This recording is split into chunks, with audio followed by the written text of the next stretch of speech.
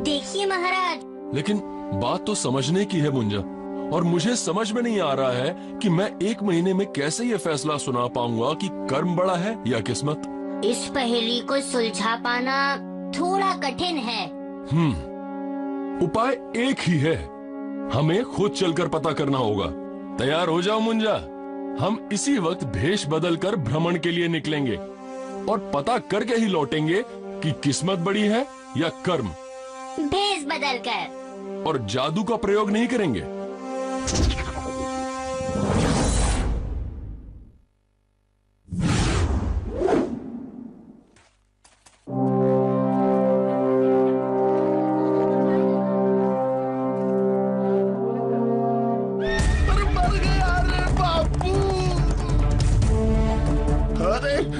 इस घटा घनघोर को हटाओ। अरे मर गया रे बापू। जल्दी कुछ करना होगा, वरना ये घोड़ा सारे बाजार को मैदान बना देगा।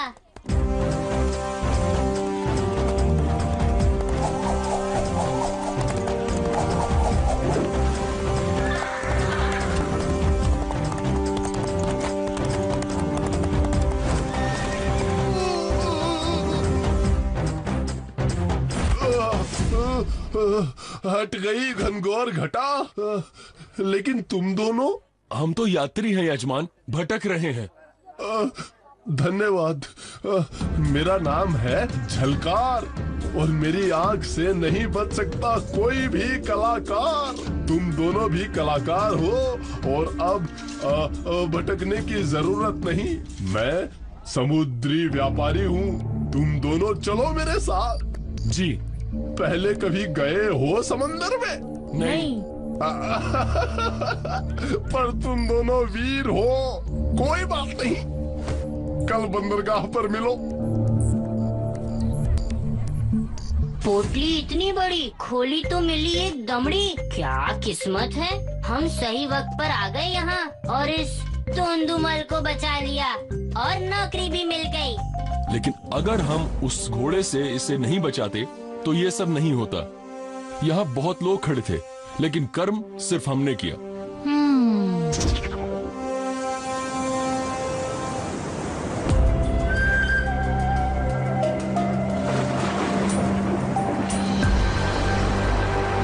तूफान आने वाला है। क्या तूफान? अरे मर गया रे बापू। इसमें डरने की चलो देखते हैं।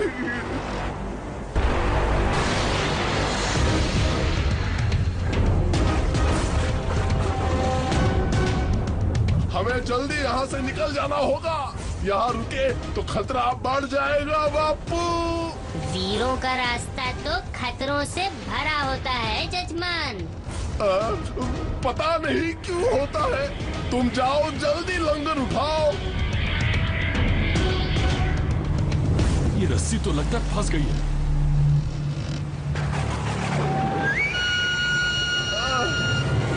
मुझे बचा लो, नीचे जाकर लंगर को निकालना होगा और नहीं निकले तो रस्सी काट देना।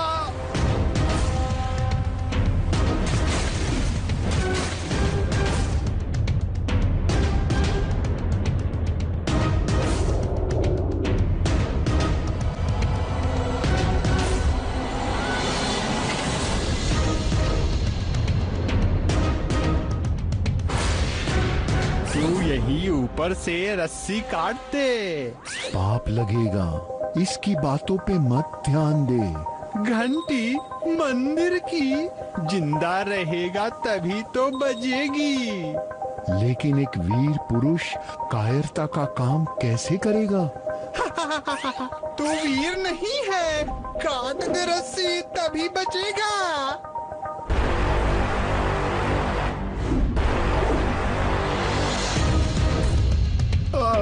घनघोर घटा, दुविधा हटा।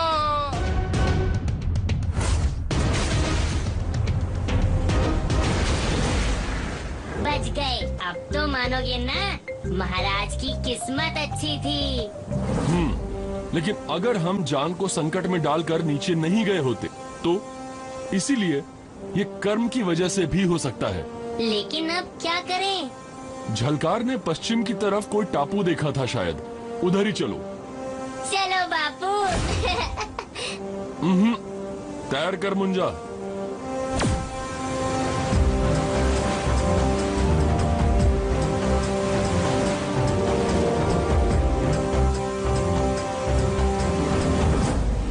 आओ महाराज विक्रमादित्य और जादुई मुंजा। आप कौन है ऋषि और हमें कैसे पहचानते हैं? जब ज्ञान का प्रकाश होता है तो सब साफ साफ नजर आने लगता है, लेकिन हमें आश्चर्य है कि आप क्यों साफ साफ नहीं देख पाए कि किस्मत बड़ी है या कर्म। क्या आपको ये भी पता है कि हम भ्रमण पर क्यों निकले हैं? जाओ विक्रमादित्य, वो जहाज यहाँ तुम्हारा ही प्रतीक्षा कर रहा था। अपने राज्य जाओ, वहां लोगों को तुम्हारी जरूरत है। ये जादुई माला है, इसे पहनोगे तो तुम अदृश्य हो जाओगे और ये लाठी तुम्हें सही दिशा बताएगी। तुम्हें तुम्हारा उत्तर मिल जाएगा।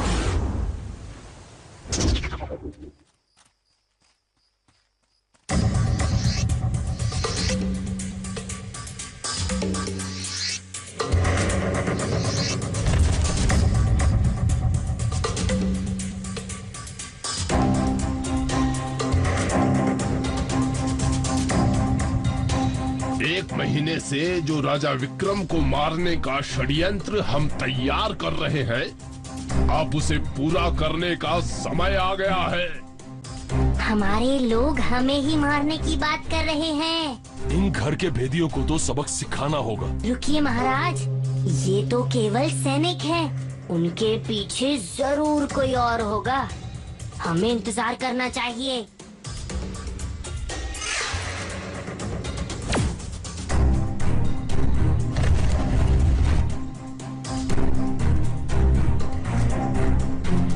कोषाधीश, इतना बड़ा षड्यंत्र चल रहा था और हमें कोई खबर ही नहीं थी। सुनो, हमें आज रात ही राजा विक्रम को समझ गए। अब जाओ।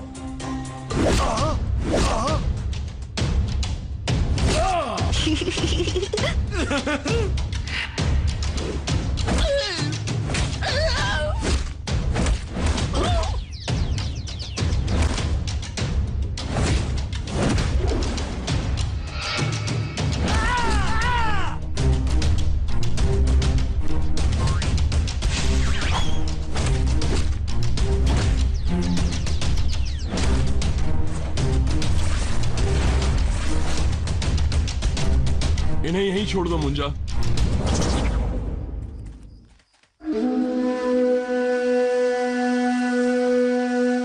महाराज विक्रम का महल किधर है? क्यों जाना चाहते हो वहां? हम बड़ी दूर से आए हैं। सुना है महाराज बड़े दयालु हैं और सबकी मदद करते हैं। लेकिन मदद चाहिए क्यों? दरअसल कुछ डाकू हमारे गांव को लूटते रहते हैं। ये जादुई माला और छड़ी है, ये ले लो। माला पहनने वाला अदृश्य हो जाएगा और छड़ी 100 तलवारों से भी ज्यादा ताकतवर है। जाओ, उन डाकुओं को सबक सिखाओ। लेकिन आप? ये है महाराज विक्रम और मैं उनका सेवक मुंजा। मुझसा नहीं कोई दूजा। आप लोगों की किस्मत अच्छी थी जो महाराज यहीं मिल गए।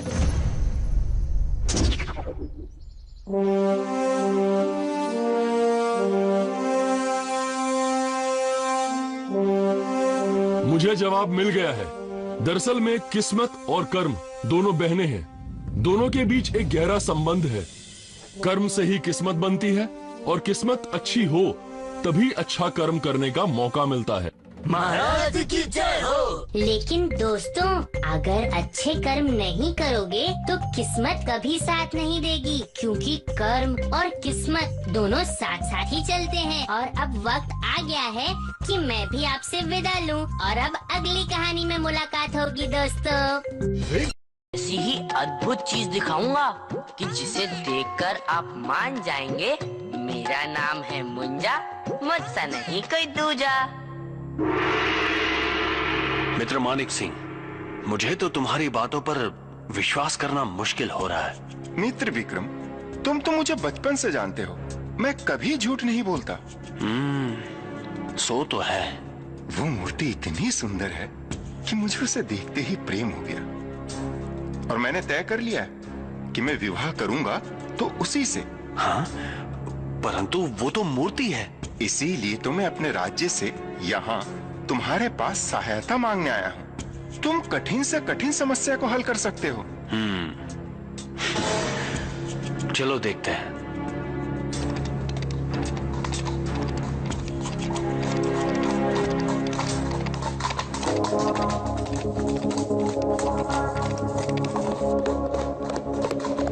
अब और कितनी दूर है? बस आ गए, वो सामने पेड़ के नीचे।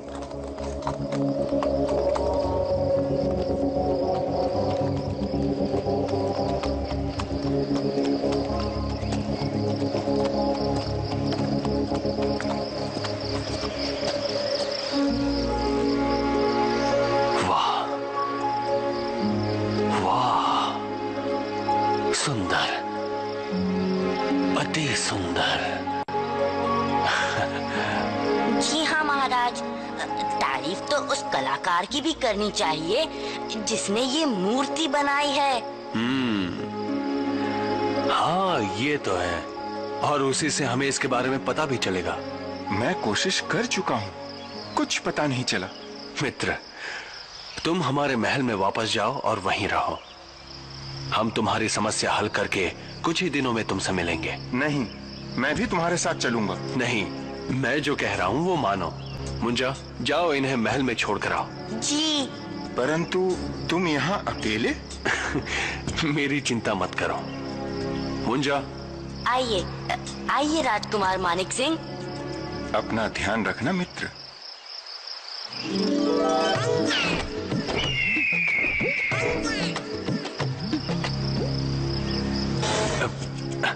हाँ? अरे ये क्या? ये तो बड़े रहस्य की बात है। ओह, ये मूर्ति नहीं हो सकती। या तो ये कोई श्राप है या फिर कोई जादू।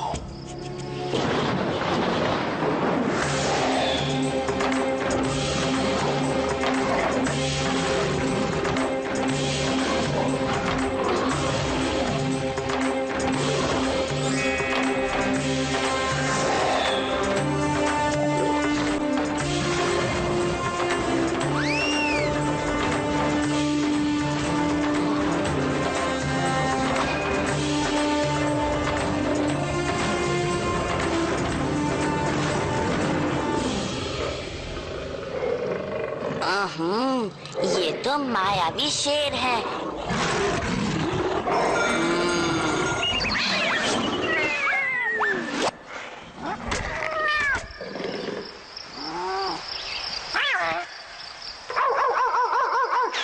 तुम सही समय पर आए मुंजा। परंतु इस तरह से आप पर हमला। यानी कोई तो है जो नहीं चाहता कि हम इस रहस्य को सुलझाएं।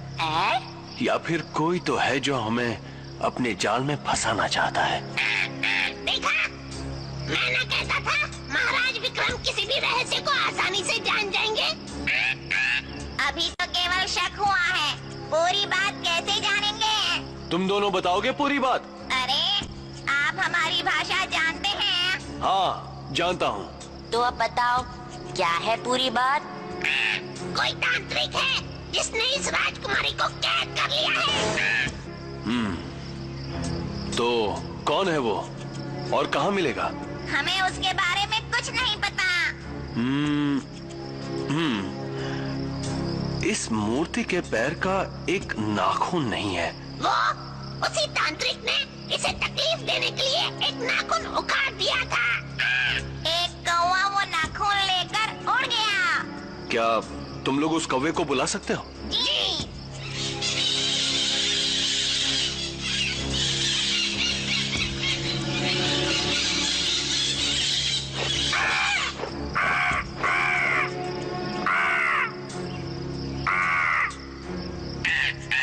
ये महाराज विक्रम है। इन्हें बताओ कि राजकुमारी का नाखून तुमने कहाँ रखा है? वो तो एक शिकारी ने मुझसे छीन लिया था। क्या तुम हमें उसके पास ले जा सकते हो? हाँ हाँ, यही पास ही तो है। चलिए।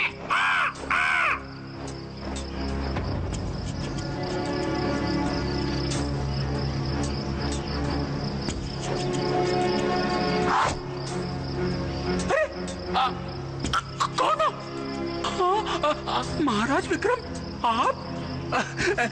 प्रणाम महाराज, प्रणाम। कौवे से तुमने कोई नाखून छीना था? जी महाराज, वो हाँ, वो नाखून हीरे जैसा चमक रहा था तो मैं। कहाँ है वो नाखून? जी जी, ये रहा। सचमुच ये तो बड़ा सा हीरा मालूम पड़ता है। हाँ, देखूं तो महाराज। क्या तुम कुछ कर सकते हो? जी, मैं उस लड़की को जीवित कर सकता हूँ। वाह, क्या बात है, फिर तो समस्या ही हल हो गई। नहीं महाराज, वो लड़की मेरे जादू से कुछ ही क्षणों के लिए जीवित हो पाएगी। ओह, कोई बात नहीं, कुछ ही क्षणों में हो सकता है। वो हमें कुछ बता दे तो मैं उसे जीवित करता हूँ।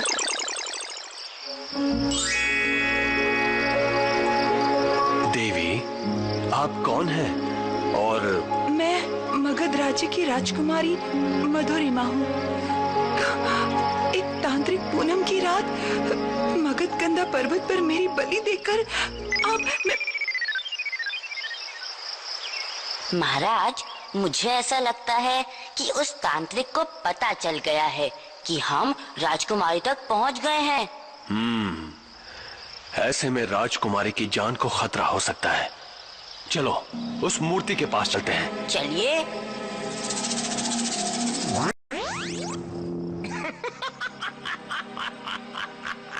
डम डम डमाक, डम डम डमाक, देखा मेरा दिमाग।